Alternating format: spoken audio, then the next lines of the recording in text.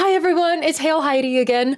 All right, today we are reacting to how Finland ended homelessness. I have been so looking forward to reacting to this because, as you guys know, we've been learning that the amount of homelessness that exists in the US, apparently it doesn't have to be that way. I thought there was just a lot of homelessness everywhere, but some people have gotten it down, apparently. So let's do this. Oh, and this is my second thought. We like this channel so far, so I'm excited. About 600,000 people experience homelessness in the US. Think about your own life. You might not be homeless or necessarily even know someone who is or has been. But you certainly know someone paying too much for rent, someone having trouble finding a place to live, someone facing eviction. In other words, someone who could become homeless without much needing to go wrong. More and more Americans are joining this category every day. The truth is that in 95% of US counties, those who work a full-time minimum wage job cannot afford even a one-bedroom apartment. Change that to a two-bedroom and the entire country becomes unaffordable. Okay, and this was back in July of 2020. Since then, actually, the housing market in a lot of states, at least I know in the state of Utah for me and in some other states, the housing prices have gone up, I think almost double, if not more. It is insane. The cost of rent and housing has like skyrocketed even since 2020. So, that is insane. This situation is only getting worse. As a result of the pandemic, rising housing costs, wage stagnation, and the inadequate policies of our local and federal governments, the number of people experiencing homelessness and of people on the brink has been steadily growing for the past decade. That is, if you only look at the US. In this episode, we're looking at Finland's approach to homelessness, what Housing First is, and what it could mean for the American economy. In Finland, only about 5,000 people, 0.1% of the population, are homeless. And that's even with the broadest definition of what constitutes homelessness, which includes more than who you typically think of when you hear the term. Okay. The Finnish definition of homelessness goes beyond just those who are living on the street or in emergency accommodations like shelters. In some cities, like the country's capital Helsinki, no one sleeps on the street. That type of homelessness has been completely eliminated. Compare that to the US's nearly 600,000 homeless people, which is almost exclusively so-called rough sleepers, those who live on the street, and the problem starts to become apparent. What's more important, though, is that homelessness isn't just low in Finland, it's actively going down. Between 2010 and 2018, Finland enjoyed a massive 40% decline in the homelessness rate. If it sounds like we're cherry-picking data, even during the pandemic, which, let me remind you, has caused a massive surge of homelessness in the US, homelessness in Finland did not increase. So what happened? Beautiful. How is Finland so effectively reducing homelessness? In 2007, the Finnish government started a national Housing First program. Housing First is a philosophy that argues that to make progress on homelessness, particularly chronic homelessness, you need more than temporary emergency solutions. You need permanent housing right out the gate. In other words, housing is the starting point, not the end point. The way Housing First programs work is pretty simple. People experiencing homelessness receive independent housing immediately, without having to first fulfill mental health, sobriety, income, employment, or other requirements. Once they're housed, support services are offered, not imposed, and over time, the newly housed begin to finance part of the cost of their housing to the degree that they can afford it. It sounds pretty intuitive, but this is very different from the more common continuum of care or staircase approach we're mostly using. In continuum of care programs, homeless people are expected to make progress on any mental health or addiction issues they may have, and to pass a certain standard before being housed. In this system, housing is at the top of the staircase. These individual changes that these programs require are the sorts of things that are incredibly difficult to address when you are still contending with the anxiety of not having a home, possibly still sleeping on the street. That is so true. It's like, I feel like, I mean, isn't there, I've heard that there's some kind of pyramid thing when it comes to well-being or health or things like that. And it's like, you know, shelter is one of them. And then kind of mental health and other things like that come after. You need food, you need water, and you need shelter. Those are like the basics. And then you can start focusing on your mental health. You can start focusing on your sexual health, stuff like that. But I feel like that is so hard for people to try and focus on mental health and try and get that under control when they don't even have their basic needs met. So I started, like, I was holding back tears when they were talking about that they get people into the more temporary housing so that they could start, you know, getting to a point in life that they're okay with that. Oh my gosh, that would change everything. I know that because taxes are a little bit lower here, maybe that's not feasible in the US. I don't know exactly how much money goes towards that and how much would be needed for the government. I mean, I heard that the government as well as like charities and things like that go towards this kind of stuff. So I wonder if something like that would be possible. I don't know though, but this is awesome for Finland. I love this. In these continuum of care programs, only once you have demonstrated some change, which we should keep in mind is incredibly difficult to achieve without housing stability, do these programs graduate you into housing arrangements. First shared housing, and slowly over time, independent housing. To some, continuum of care approaches sound great. That is, in theory. They map onto our society's values of meritocracy, of security. Only those who are deserving get access to the prize of having a home. Under this mentality, if you don't have a home, it must be because you're just not good enough yet. Come back later. It should be obvious that these programs just don't work. Not only do they strip people of their agency and come with an enormous moral burden, but recidivism is high and a huge... Really quickly, just look at all the tents.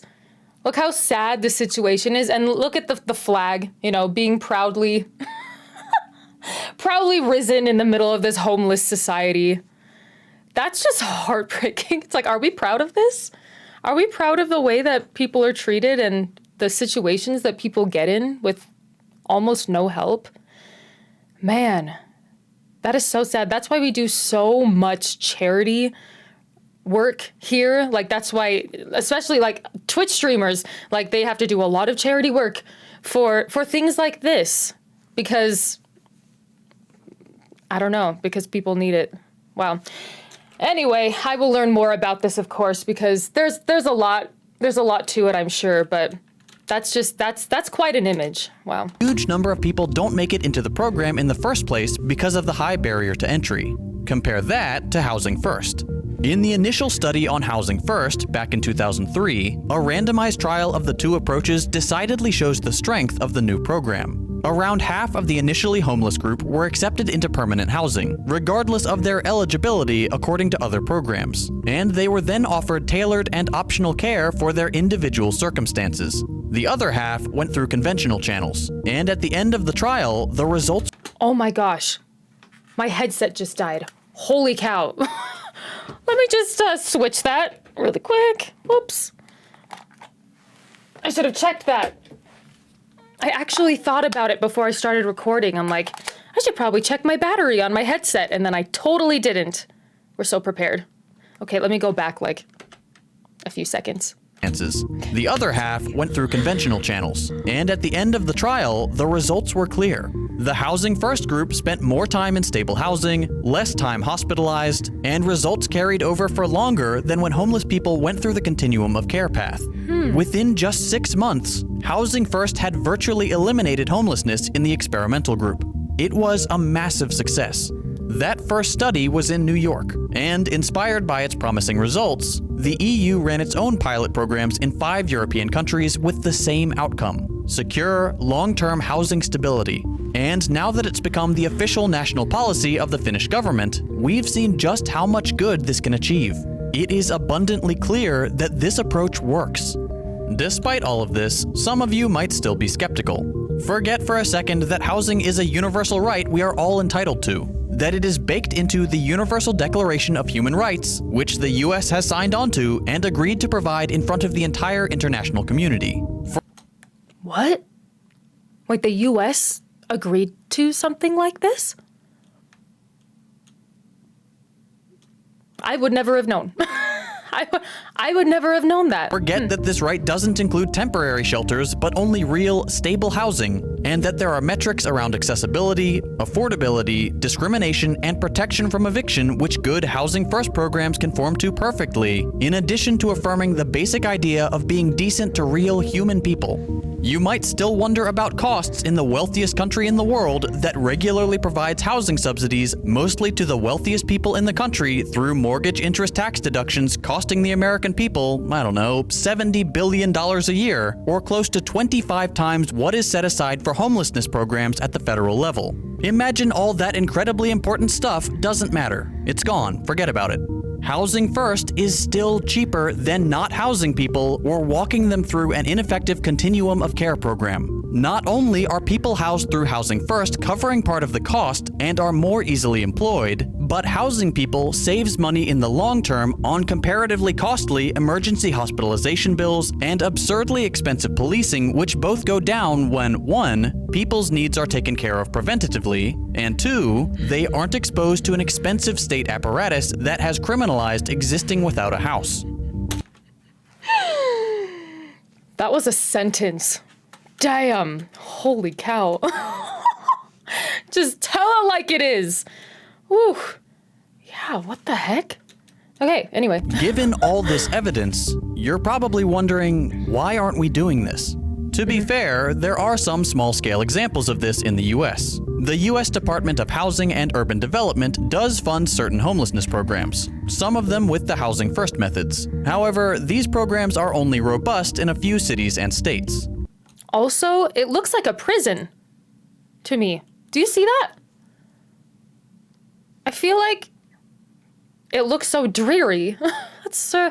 That's probably very disheartening for people. But no matter the nature of the program, whether it's Housing First, Continuum of Care, or something else, funding is far too low. The HUD's budget and municipal aid funds have steadily declined over time, and as a result, programs scrape together a budget from the general public and several different local and federal funds, rarely ever amounting to what they actually need to provide effective services. But the main problem behind all of this isn't that homelessness programs aren't getting enough funding. That is an issue just a little further down the line. The underlying problem is affordable housing, and at the core of that problem is our capitalist organization of the economy. Did you see those, here, hold on. It looks like we just had a disaster happen or something like that. You know? That is, wow. These visuals are getting me, you know? At the core of that problem is our capitalist organization of the economy.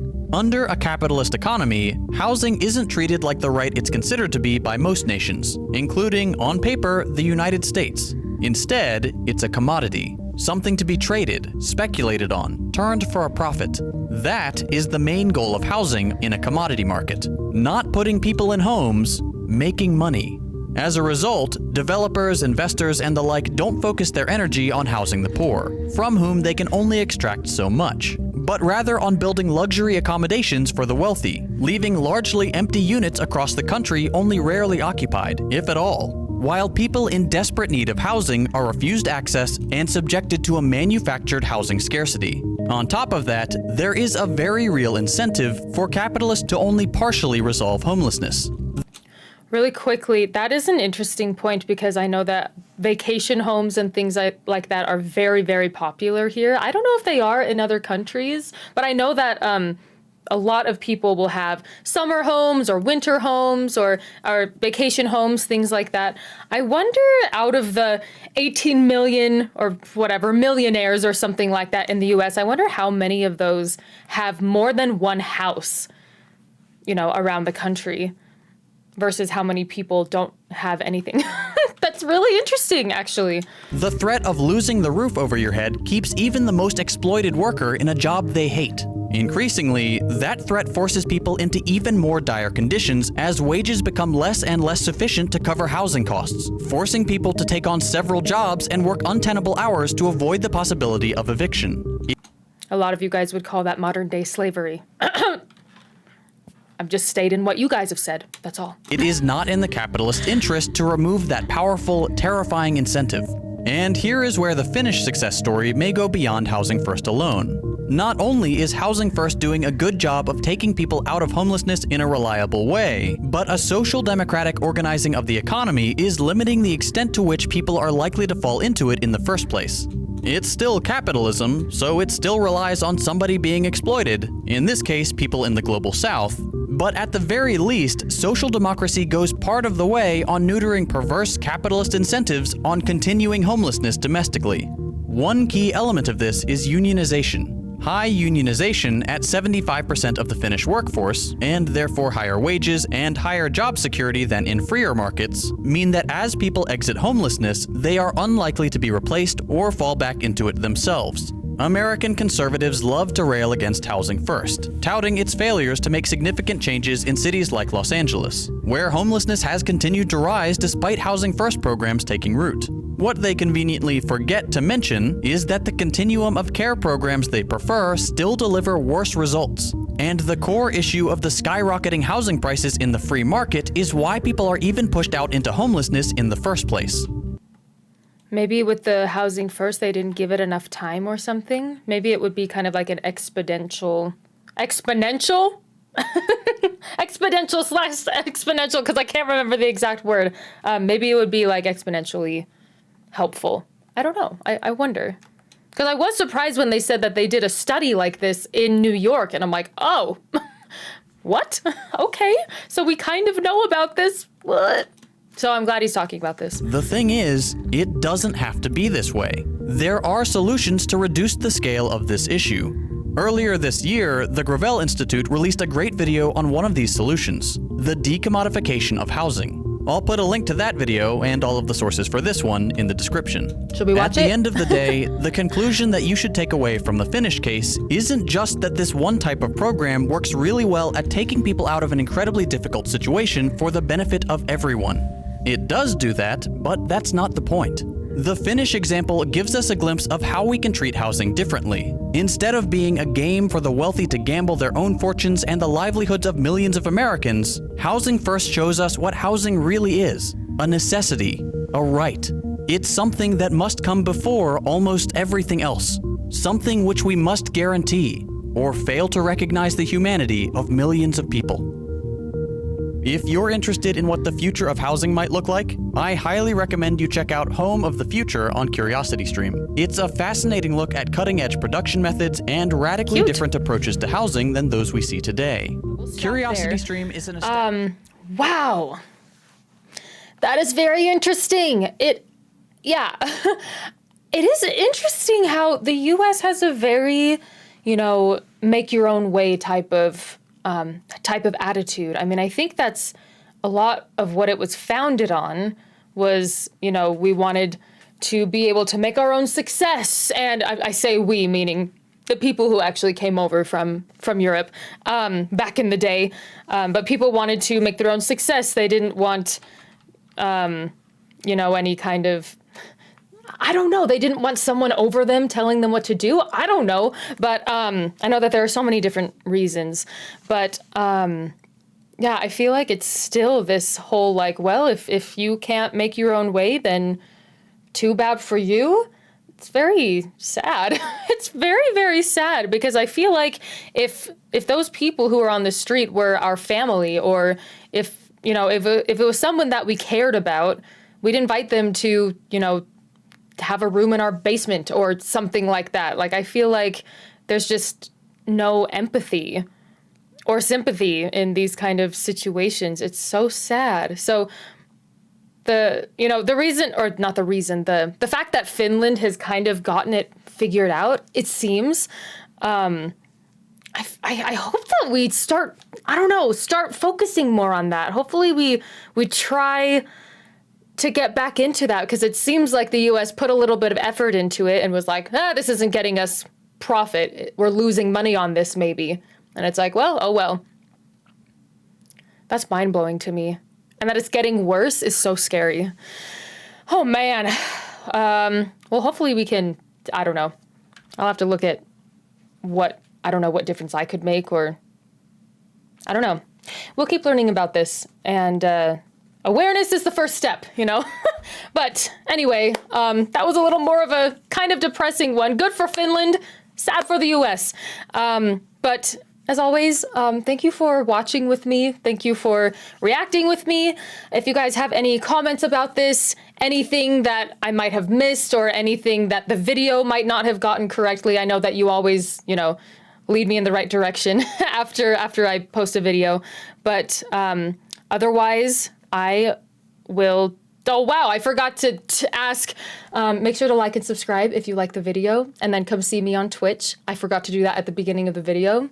Still learning. But otherwise, I'll see you next time. Thanks so much. Bye.